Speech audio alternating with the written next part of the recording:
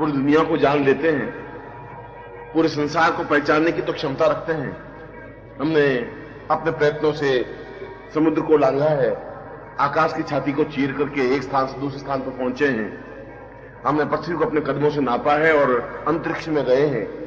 हमने एक ग्रह से दूसरे ग्रह पर विचरण करने की कला और प्रयत्न सीखा है। हमने एक प्रकार से देखा जाए तो पूरे विश्व को नापने की कोशिश की है, मगर इसके बावजूद भी हमारे जीवन की यह न्यूनता रह गई है कि हम अपने आप को नाप नहीं सके हैं, हम अपने आप को पहचान नहीं सके हैं। और जब तक हम अपने आप को पहचान नहीं सकेंगे, जब तक हम अपने आप को नाप नहीं सकेंगे, जब तक हम अपने आप के प्राणों में उतर करके अपने आप की क्रिया को समझ नहीं सकेंगे, तब तक हमारा सारा यह प्रयत्न व्यर्थ है। यह तो वैसा ही प्रयत्न है कि जैसे एक बहुत प्यासा व्यक्ति समुद्र के किनारे चला जाए, प्यास बुझाने की कोशिश करे, तो समुद्र में अगाध जलधि तो है, उसमें पानी का अतुल भंडार तो है, मगर उससे उस व्यक्ति की प्यास नहीं बुझ सकती।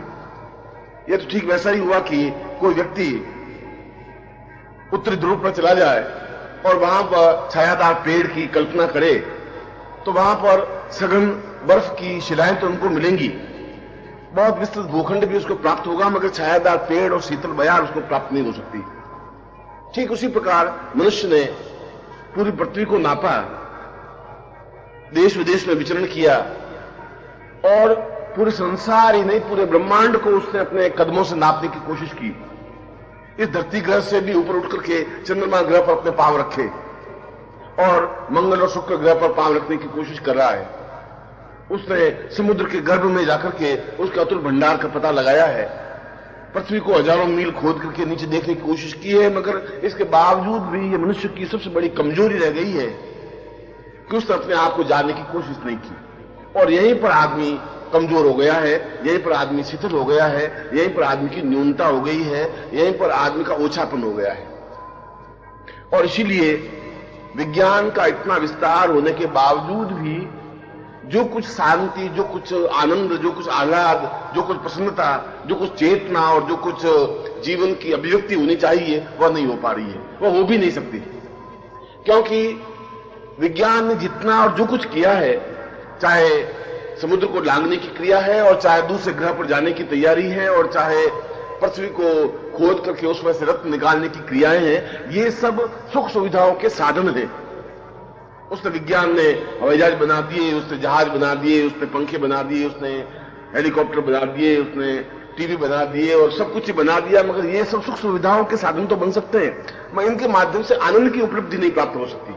और जब तक मनुष्य को आनंद की उपलब्धि प्राप्त नहीं हो सकती, तब तक उस मनुष्य की हर समय एक तनाव, एक चिंता, एक बोझ, एक जीवन का भार, एक जीवन का दुख, एक जीवन की वेदना बनी रहेगी। उसकी बाहर की आंखें एक नकली मुस्कुराहट से मुस्कुराती हुई तो दिखाई देंगी, मगर यदि हम उस मुस्कुराहट की परत को उतार करके देखें तो उसके पीछे हजार हजार दर्द छिपे हुए होंगे। उसके चेहरे की मुस्कुराहट अपने आप में नकलीपन की आभास तो देती है, मगर यदि हम उस मुस्कुराहट के मुखौटे को उतार करके देखें, उस मुस्कुराहट के पन्ने को हटा करके देखें, तो उसके नीचे सैकड़ों सैकड़ों घाव रिश्ते हुए दिखाई देंगे। यदि हम व्यक्ति को अंदर से कुरेद करके देखें तो उसके सीने में सैकड़ों प्रकार की वेदनाएं, दुख और उच्छ्वास हैं। और यदि हम व्यक्ति को अपने पास बिठा करके प्रयत्न से पूछें तो वह अपने आप को इस बात को असहाय, दुखी और वेदना युक्त महसूस करेगा कि उससे ज्यादा दुखी इस पृथ्वी पर न कोई पशु है, न कोई पक्षी है, न कोई व्यक्ति है, न कोई चेतना है। विज्ञान की इतनी उन्नति के बावजूद भी इतना दुख और इतना तनाव क्यों है? क्योंकि विज्ञान का तो पूरा प्रयत्न यह रहा है कि मनुष्य सुखी रहे। विज्ञान की उपलब्धियों का सार यही है कि मनुष्य ज्यादा से ज्यादा सुखी हो, और विज्ञान ने जितना विस्तार किया मनुष्य उतना ही दुखी होता गया। उसने जितनी दवाइयों का इजाद किया उतने ही रोग बढ़ते गए। उसने जितनी ज्यादा चलने की और वाहन की यात्राओं की सुविधा की, व्यक्ति उतना ही पंगु बनता गया, और इतना पंगु बन गया कि आज व्यक्ति अगर 2-4 किलोमीटर चलना चाहे तो नहीं चल सकता है। उसने 100 वर्ष की आयु को घटा करके 60 वर्ष पर लाके खड़ा कर दिया है। मेरे पूर्वजों की आयु 100 और 110 और 115 वर्ष होना बहुत स्वाभाविक थी। 80 और 90 वर्ष तो आज भी ग्रामीण व्यक्तियों में मिल जाएंगे, मगर हमारे शहरी व्यक्ति जितने भी बुद्धिजीवी हैं, जितने भी आराम तलबी हैं, जितने भी उन्होंने विज्ञान को परखा है और जितने विज्ञान का उपयोग किया है, उतनी उनकी आयु न्यूनता होती गई है, देह घिस गई है, देह की अपने आप में न्यूनता हो गई है, कमी हो गई है। और ये हमारे जीवन की सबसे बड़ी कमी है। और मैं आज आपको उस देह तत्व से और देह तत्व के अंदर घुस करके प्राण तत्व से आपको मिलाने की कोशिश कर रहा हूं। मैं आपको समझा रहा हूं कि आप जो कुछ ये सब भाग दौड़, ये सब कुछ छल कपट, ये झूठ और ये असत्य और ये विचार और सुख सुविधाओं के साधन जुटाने की कोशिश कर रहे हैं, ये सारे साधन और ये सारी सुविधाएं आपके जीवन को आनंद नहीं दे सकती, आपके जीवन को तृप्ति नहीं दे सकती, आपके जीवन को पूर्णता नहीं दे सकती। इसमें पूर्णता है ही नहीं, इसमें सुख है ही नहीं, इसमें तृप्ति है ही नहीं। इसके माध्यम से हजार हजार वर्ष तक भी यदि विज्ञान निरंतर आगे बढ़ता रहा तब भी उसको सुख और आनंद और अनुभूतियां नहीं हो सकेंगी। और यदि ऐसा नहीं हो सकता तो यह सब विज्ञान मनुष्य के लिए कम से कम नहीं है। ये विज्ञान मनुष्य के अहम को तो तुष्टि करता है। ये विज्ञान इस बात को तो कहता है कि मनुष्य ने इतना कुछ किया, मगर इतना सब कुछ किया केवल बुद्धि की तृप्ति के लिए, बुद्धि को थपथपाने के लिए, बुद्धि को पूर्णता देने के लिए। और जहां बुद्धि का विस्तार होगा वहां हृदय कमल विकसित नहीं हो सकता। जहां बुद्धि को तुष्टि मिलेगी वहां हृदय में आनंद की हिलोड़ नहीं हो सकती। जहां बुद्धि को अपने आप में चैतन्यता प्रदान करने की कोशिश की जाएगी वहां श्रद्धा पैदा नहीं हो सकती। और जहां श्रद्धा पैदा नहीं है वहां आनंद की उपलब्धि नहीं हो सकती। क्या बुद्धिजीवी व्यक्ति मेघों के घुमड़ते हुए आवाजों को नहीं सुन सकता। एक वैज्ञानिक को यदि हम वसंत ऋतु में खड़े कर दें तो उस पत्तों की सरसराहट में जो ध्वनि है, जो संगीत है, वह वैज्ञानिक नहीं सुन सकता। उस भ्रमणों की गुंजरण के संगीत को कम से कम वैज्ञानिक समझ नहीं सकता। नदी के कलकल और चलचल में जो गायन छिपा हुआ है उसको वैज्ञानिक आंक ही नहीं सकता, संभव नहीं है। क्योंकि उसको आंकने के लिए विज्ञान के पास कोई पैमाना नहीं है, उसको आंकने के लिए विज्ञान के पास कोई साधन नहीं है। उस साधन के माध्यम से उस आनंद की अनुभूतियां नहीं हो सकती। और ईश्वर ने सुख की अपेक्षा आनंद का विस्तार बहुत ज्यादा किया है। उस नदियों में एक संगीत दिया है, उसने मेघों में एक बिजली भरी है, उसने इंद्रधनुष में सैकड़ों रंग भरे हैं, उसने उमड़ते घुमड़ते बादलों के माध्यम से संगीत एक दूसरे के द्वारा प्रेषित किया है, उसने कोयल में कूक भरी है, उसने मयूर में नृत्य की गरिमा दी है, उसमें चेतता दी है, त्वरिता दी है। और यह सब प्रभु ने इसलिए दिया है कि व्यक्ति आनंद की उपलब्धियों को प्राप्त कर सके। और दुख इस बात का है कि व्यक्ति जो कुछ प्राप्त करना चाहिए था वह नहीं कर रहा है, जो कुछ प्राप्त करने की आवश्यकता नहीं है उसको प्राप्त करने के लिए भागदौड़ कर रहा है। और यह भागदौड़ उसकी शमशान में जाकर समाप्त होती है, क्योंकि वह दौड़ता है सुख सुविधाओं को साधन जुटाने के लिए और वह खुद स्वयं उस सुख सुविधाओं का लाभ नहीं उठा पाता। व्यक्ति लाखों रुपए कमाता है कि मैं सुख उपयोग कर सकूंगा, वह हरिद्वार नहीं जा सकता, वो गंगा किनारे बैठ करके गंगा की लहरों को नहीं सुन सकता, वह गंगोत्री में जाकर के बर्फ की शिवलिंग को देख नहीं सकता, वह अमरनाथ में जाकर प्रभु के दर्शन नहीं कर सकता। वह केवल उस व्यापार में और उस धन के पीछे पागल की तरह बेतहाशा दौड़ता दौड़ता एक दिन थक करके शमशान में जाके कफन ओढ़ करके सो जाता है। ये मनुष्य के प्रारंभ है, ये मनुष्य का अंत है। और यदि ये मनुष्य का प्रारंभ और ये मनुष्य का अंत है तो ऐसे मनुष्यता को जीवन में कोई स्थान नहीं है, कोई उपयुक्तता नहीं है, जीवन का कोई अर्थ नहीं है, कोई जीवन की कोई चेतना नहीं है। ये जीवन का सुख नहीं है, ये जीवन का सौभाग्य नहीं है, ये मनुष्यता ही नहीं है। हमारे ऋषियों ने कम से कम इसको मनुष्यता नहीं कहा है, हमारे ऋषियों ने इसको आनंद की उपलब्धि भी नहीं कहा है, हमारे मनुष्यों ने और हमारे ऋषियों ने इसको जीवन की पूर्णता भी नहीं कहा है। उन्होंने तो जीवन की पूर्णता को कहा है कि हृदय के अंदर से आनंद का उद्रेक हो। कृष्ण ने गीता में कहा है कि अगर ब्रह्मांड को तुम्हें देखना है तो हृदय के अंदर झांक करके देखना पड़ेगा, क्योंकि पूरा विश्व और पूरा ब्रह्मांड तो तुम्हारे अंदर है। उसके लिए तुम्हें चंद्रमा ग्रह और मंगल ग्रह और शुक्र ग्रह की यात्राएं करने की जरूरत नहीं है। तुम स्वयं भीतर झांक करके देखोगे तो सैकड़ों सैकड़ों ग्रह तुम्हारे चारों ओर चक्कर लगा रहे हैं, सैकड़ों सैकड़ों पृथ्वियां चारों तरफ घूम रही हैं। तुम अपने आंख बंद करके देखने का प्रयत्न करो और इस आंख बंद करके देखने की प्रक्रिया को ध्यान प्रक्रिया कहा गया है और योगियों ने इसको कुंडलिनी जागरण की अवस्था कहा गया है। अब मैं कुंडलिनी जागरण की अवस्था के चिंतन को आपके सामने स्पष्ट कर दूं, क्योंकि विद्वानों में और योगियों में कुंडलिनी के बारे में बहुत भ्रम है। उन्होंने कुंडलिनी को कहा है कि एक सर्पिनी की तरह है जो ढाई अपने पूंछ का आकार देकर के शरीर के अंदर बैठी हुई है। किसी ने कुंडलिनी को रीढ़ की हड्डी के बीच में बैठा हुआ बताया है, किसी ने जहां मूलाधार प्रारंभ होता है वहां उस कुंडलिनी को बताया है, कहीं वहां से उठती है और सिर में जाकर समाप्त हो जाती है। मैं सोचता हूं कि इससे बड़ा भ्रम और इससे बड़ा छल जीवन का कुछ नहीं हो सकता। इसका कारण है कि उनको कुछ ज्ञात नहीं है, सुनी सुनाई बातों पर उन्होंने कुंडलिनी के बारे में चिंतन विचार करना शुरू कर दिया है। यह कुंडलिनी की अवस्था नहीं है। अगर कुंडलिनी ऐसी है तो फिर तो विज्ञान के झटकों के माध्यम से, बिजली के करंट के माध्यम से कुंडलिनी जागृत हो जाएगी। यदि हम किसी प्रकार के दर्द को यदि हम किसी प्रकार की हड्डी के रोग को एक विद्युत का झटका देकर के उसको उत्तेजित कर सकते हैं, चेतना युक्त बना सकते हैं, और यदि कोई नाड़ी ही है और वह सुप्त है तो उस नाड़ी को तो विद्युत के करंट से भी झटका देकर के खड़ी की जा सकती है, और जिस समय उसको खड़ा किया जाएगा तो कुंडलिनी जागृत हो जाएगी। इसके माध्यम से कुंडलिनी जागृत नहीं हो सकती। इसके माध्यम से इड़ा और पिंगला और तीनों नाड़ियों की सुषुम्ना को जागृत और चेतन अवस्था नहीं दी जा सकती। यह संभव नहीं है। यह संभव इसलिए नहीं है कि विज्ञान के माध्यम से ज्ञान की उपलब्धि नहीं हो सकती। विज्ञान के माध्यम से ज्ञान को चेतना दी ही नहीं जा सकती। विज्ञान के माध्यम से ज्ञान को समझा ही नहीं जा सकता। ज्ञान को समझने के लिए मनुष्य को समझना जरूरी है, और मनुष्य को समझने से पहले आनंद को समझना जरूरी है। और आनंद का तात्पर्य है जिसके माध्यम से हमारा हृदय अपने आप में पूर्ण विकसित हो सके, हृदय के पूरा का पूरा कमल दल जागृत हो सके, चैतन्य हो सके, उसमें सुवास उठ सके, उसमें सुगंध भर सके, वह अपने आप में विकसित हो सके, खिल सके। और यदि ऐसी है तो आनंद की उपलब्धि है। और यदि शरीर विज्ञानी या किसी डॉक्टर को कहे कि मेरे हृदय में एक कमल दल है और उसको तुम्हें विकसित करना है, तो कम से कम शरीर विज्ञानी या डॉक्टर उस पूरे शरीर को चीर फाड़ करके देखने पर भी उसको यह हृदय कमल या उसकी 24 पंखुड़ियां या उसमें मन या प्राण या चेतना को ढूंढ नहीं पाएगा। वह हड्डियों को तो ढूंढ पाएगा, वह चेहरा, नाक, कान, आंख, गला, इसको तो ढूंढ पाएगा, मगर मन नाम की तथ्य को नहीं ढूंढ पाएगा, प्राण नाम के तथ्य को वह अभी पहचान नहीं पाएगा, जीवन नाम के तथ्य को वह अभी चीन नहीं पाएगा।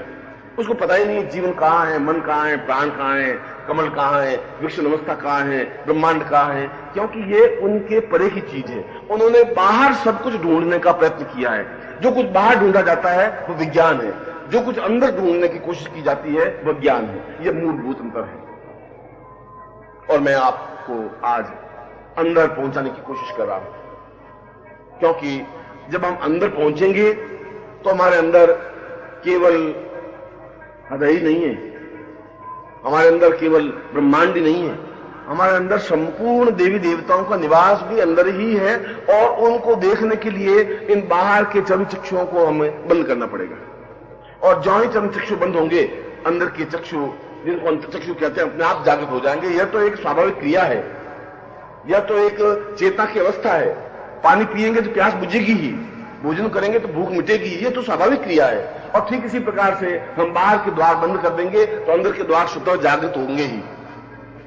इसलिए और बाहर के चर्म चक्षु जब बंद करते हैं तो अंदर के अंतर्चक्षुओं से पूर्ण बाहर की अवस्था का भान होता है। जो आपके सामने कुंडलिनी का चित्र है, यह नहीं है कि आप चर्म चक्षुओं से देख रहे हैं। यदि आप आंख बंद करके देखें तब भी इसको देख सकते हैं, और हम रात दिन देखते हैं। देखने का अभ्यास करने की जरूरत है। मैं आज भी आंख बंद करके एक क्षण के लिए गंगोत्री में पहुंचना चाहूं, और मैं गंगोत्री गया हुआ हूं, तो मैं आंख बंद करके देखूंगा तो यहाँ गंगोत्री है, गंगोत्री से ये आगे स्थान है, इसके आगे जाने पर ये गौमुख है, ये गौमुख में बहुत विशाल बर्फ का हिमखंड है। मेरी आंखों के सामने सारा बिंदु घूम रहा है, इस समय मेरी आंखें बंद हैं। मेरे सामने गंगोत्री का पर्वत नहीं है, इस समय मेरे सामने बर्फ की शिला भी नहीं है, मगर मैं उस पर्वत को, उस शिलाओं को, उस गंगोत्री के उस सारे चिंतन को, उस दृश्य को, बिंब को देख पा रहा हूं। आंखें बंद करके भी देखने की क्रिया को ध्यान की अवस्था कहा जाता है। इसलिए ध्यान के लिए जरूरी है कि बाहरी संसार से कटें।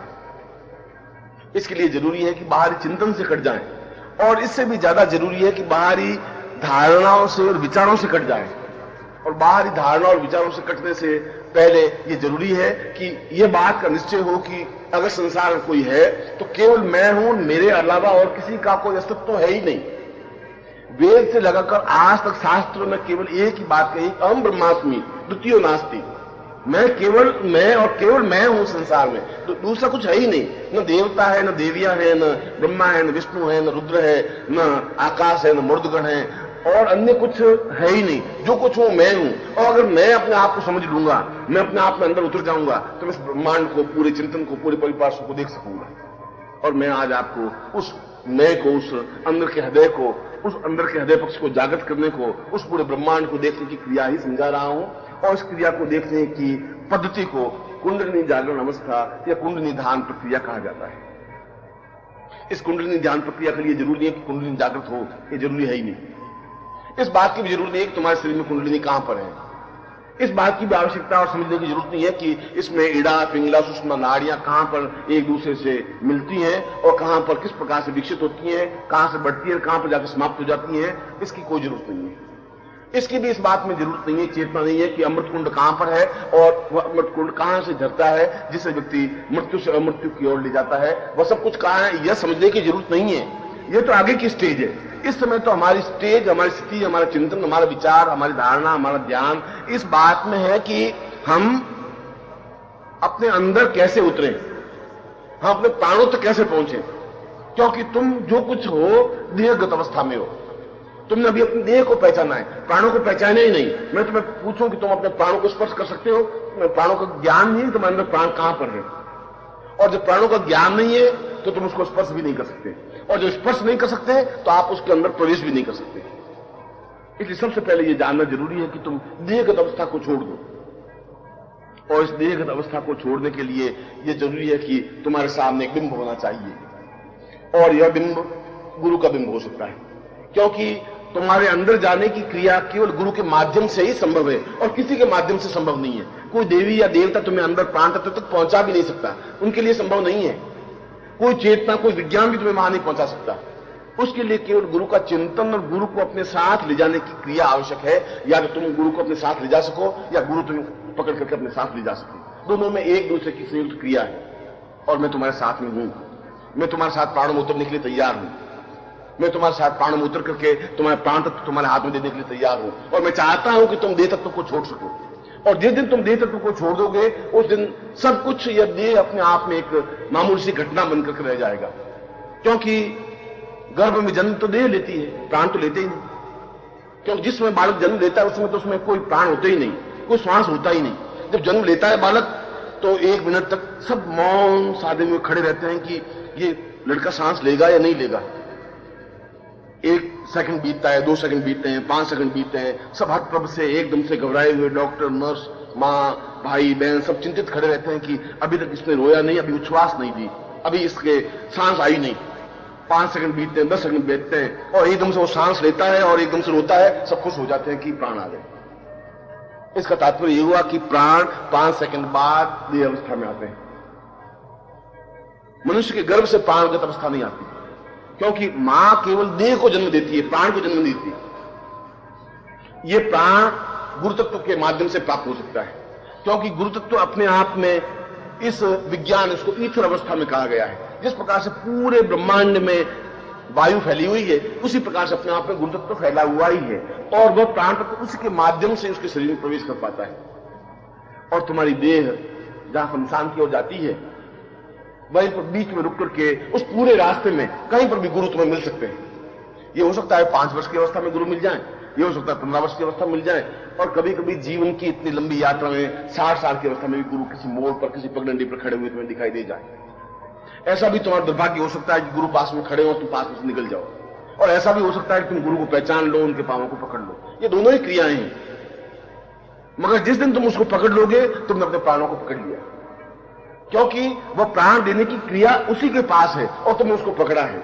उसने पकड़ा है, वह तुम्हें प्राणगत अवस्था में ले जाने की क्रिया कर सकता है, वह तुम्हें कुंडलिनी से परिचित करवा सकता है, क्योंकि वह उसको देख चुका है, वह परख चुका है, वह पहचान चुका है, वह अपने प्राण तत्व में जीवित है। और मुझे देहगत व्याधियां और चिंताएं व्याप्त होती नहीं, मुझे देहगत अवस्था में कोई मोह और है ही नहीं। मैं किसी भी क्षण चिंतित और परेशान नहीं रहता हूं, क्योंकि ये चिंताएं, ये परेशानियां, ये बाधाएं, ये अड़चने देह को होती है, मन और प्राण को तो होती ही नहीं। प्राण अपने आप निर्विकार, निर्विकल्प होते हैं, निश्चिंत होते हैं, उनमें किसी प्रकार का कोई स्वार्थ भेद भी नहीं होता। वो अपने आप में किसी प्रकार का दुख और शोक को अनुभव भी नहीं करता है। और हम जितना दुख और जितनी परेशानियां, जितनी चिंताएं और जितनी तकलीफें भोग रहे हैं, वो देहगत अवस्था की वजह से भोग रहे हैं। और इसीलिए मैं तुम्हें प्राणों के अंदर ले जाने की क्रिया संपन्न करवाता हुआ यह समझाने की कोशिश कर रहा हूं कि जो ही हम अंदर प्रवेश करेंगे, और अंदर प्रवेश करने के लिए तुम्हें कुछ तैयारी नहीं करनी है। अंदर प्रवेश करने के लिए तुम्हें किसी प्रकार का मंत्र जाप करने की जरूरत नहीं है। उसके लिए यह भी जरूर नहीं है तुम किसी देवी देवता को या गणपति को पहले ध्यान करो, पूजन करो, गणपति को हाथ जोड़ो और लक्ष्मी की आरती उतारो, घी के दिए जलाओ। ऐसा कहीं कुछ आवश्यकता नहीं है, ऐसी जरूरत है ही नहीं। आवश्यकता है कि तुम बिल्कुल शांत बैठ सको, आवश्यकता है कि तुम बिल्कुल अपने बाहर नेत्र बंद कर सको। आवश्यकता है कि तुम नेत्र बंद करने के बावजूद भी कुंडलिनी का चित्र और बिंब तुम्हारे सामने स्पष्ट हो सके। अगर कुंडलिनी का चित्र और बिंब तुम्हारी आंखों के सामने स्पष्ट हुआ, इसका मतलब तुमने यात्रा का पहला चरण भरा। तो सबसे पहले तो यह आवश्यक है कि तुम अपनी नेत्र बंद करोगे, और नेत्र बंद करने के बाद अभी जो तुम्हारे सामने कुंडलिनी का जो चित्र है, इस चित्र को अपनी आंखों के सामने लाने का प्रयत्न करोगे। आंख बंद करके उस बिंब को सामने लाने का प्रयत्न करने का मतलब हम अंदर प्रवेश करने का पहला कदम भर रहे हैं। और जो ही तुम्हें वो बिंब दिखाई देगा, वो बिंब अपने आप में नीचे की ओर सरकता हुआ तुम्हारे प्राण तत्व की ओर अग्रसर होता जाएगा, और उसके साथ साथ तुम स्वयं उसके साथ साथ नीचे की ओर उतरोगे। और एक कदम, दूसरा कदम और दूसरा कदम भरते ही तुम्हें ऐसा लगेगा कि जैसा मेरा शरीर बिल्कुल हल्का हो गया है, मेरे शरीर में कुछ वजन नहीं रहा है, वह एक तरह से भार शून्य सा हुआ है। अपने आप में हल्कापन महसूस करोगे, शरीर में भी, मस्तिष्क में भी, चेतना में भी। और इसकी पहचान यह है कि जिस समय तुम अंदर पहुंचने की कोशिश करते हो, उसमें बाहरी आवाजें, बाहरी खटपट या बाहरी किसी प्रकार की हलचल तुम्हें सुनाई देती ही नहीं। पास में यदि किसी प्रकार की आवाज हो भी रही है, तुम्हारे कानों में उसका कोई ध्वनि, कोई गुंजन नहीं हो रहा है। और नहीं हो रहा है तो इसका मतलब यह है कि तुम उस कुंडलिनी के साथ में और नीचे की ओर उतरे हो और 3-4 कदम भरे हो। और यदि आवाजें आ रही हैं, इसका तात्पर्य तुम्हें फिर एक बार वापस कुंडलिनी के बिंब को लेकर के नीचे की ओर उतरना है। तब तक उतरने की क्रिया करते रहना है जब तक बाहरी आवाज से तुम बिल्कुल कर सको, जब तक बाहरी चिंतन से तुम कर सको, जब बाहरी विचार शून्यता से तुम कर सको। और यह एक प्रक्रिया है, यह एक अभ्यास है, यह एक चेतना है, क्योंकि मैं निरंतर तुम्हें अंदर ले जाने की ओर अग्रसर हूं। मगर अग्रसर हूं, तुम्हारे पांव मेरे साथ बढ़ने चाहिए, तुम्हारे पांव रुक रहे हैं। रुक इसलिए रहे, जो ही बाहर आवाज होती है तुम एकदम से 4 सीढ़ियां चढ़ते हुए वापस पहली सीढ़ी पर उतर करके उस बाहरी आवाज सुनने की कोशिश कर लेते हो। तुम्हें बाहरी आवाज सुनने की, बाहरी किसी प्रकार की चिंतन सुनने की जरूरत नहीं है। तुम जहां पहुंच रहे हो वहां तुम्हें आगे की ओर बढ़ना है। पीछे कुछ हो रहा है, तुम्हें इसकी जरूरत नहीं है। तुम हो या नहीं हो, इस सब भान की भी जरूरत नहीं है। कृष्ण ने गीता में कहा है कि अर्जुन, तुम इस बात को समझ ले कि तू है या नहीं, ये बहुत महत्वपूर्ण नहीं है। तू नहीं भी होगा तब भी ये सब मरेंगे, तू है तब भी ये सब मरेंगे, भीष्म पितामह तब भी मरेगा, भीष्म पितामह तब भी नहीं मरेगा। तू तो केवल निमित्त है। और मैं भी तुमको यही कह रहा हूं, तुम तो निमित्त हो। तुम प्राणों में नहीं जा सकते। प्राणों में जाने की क्रिया तुम्हारे पास है ही नहीं। कुंडलिनी को पहचानने की, कुंडलिनी तक पहुंचने की क्रिया तुम्हारे पास नहीं है। मैं स्वयं, तुम नहीं भी जाओगे तब भी मैं तुम्हें ले जा सकूंगा, और तुम जाओगे तब भी मैं तुम्हें ले जा सकूंगा। अंतर इतना ही होगा कि तुम नहीं जाओगे तो मुझे खींच करके तुम्हें ले जाना पड़ेगा, और तुम अगर मेरे साथ कदम से कदम मिला करके चले तो ये रास्ता, ये मंजिल बहुत आसान हो जाएगी। और यह मंजिल, यह रास्ता आसान होने के लिए आवश्यक यह है कि तुम बाहरी सारे चिंतनों से, विचारों से कटो। यह सोचना जरूरी नहीं है तुम कहां हो और कहां से आए हो। यह सोचना जरूरी नहीं है तुम किस पद पर हो, तुम कितने महान हो। यह सोचने की भी जरूरत नहीं है तुम्हारे पास कौन पुरुष या कौन स्त्री बैठा हुआ है। तुम यह सोचने की जरूरत नहीं है कि तुम्हारे सामने कोई मंच है या नहीं है, लाइट है या नहीं है, या वीडियो है। तुम्हें कुछ सोचने की जरूरत नहीं है। तुम आंख बंद किए बिल्कुल अपने नीचे उतरने की क्रियाएं कर रहे हो। और ऐसा 1 minute, 2 minute, 3 minute, 4 minute, 5 minute, और 5 और 6 मिनट में अपने आप प्रक्रिया नीचे उतरना प्रारंभ हो जाएगी। अपने आप ऐसा एहसास होगा जैसे तुम नीचे उतर रहे हो। अपने आप ऐसा एहसास होगा कि बाहरी आवाजें बिल्कुल बंद होने लगी, और जब बाहरी आवाजें बंद होने लगेगी तब बिल्कुल एक अमृत का संगीत सा, नाद सा गुंजन होगा। वो अपने आप में ऐसा कि जैसे सारे विश्व में एक गुंजन सा हो रहा है। ओम का एक अत्यंत महीन क्षण, ध्वनि, चिंतन, विचार या ध्यान, या धारणा। जैसे हम ओम का उच्चारण करते हैं, और ये ओम का उच्चारण कोई मेरा दिया हुआ नहीं है। ये ओम का उच्चारण वेदों का दिया हुआ भी नहीं है। यह ओम का उच्चारण को ब्रह्मा ने भी नहीं दिया। यह तो जहां कुछ नहीं है वहां यह गुंजरण है ही। और इस गुंजरण को, इस चिंतन को, इस विचार पद्धति को अपने शरीर में जो है तुम नीचे 5, 7 सीढ़ियां, 10 सीढ़ियां उतरोगे तो अपने आप एक गुंजन क्रिया प्रारंभ होगी। और वह गुंजन क्रिया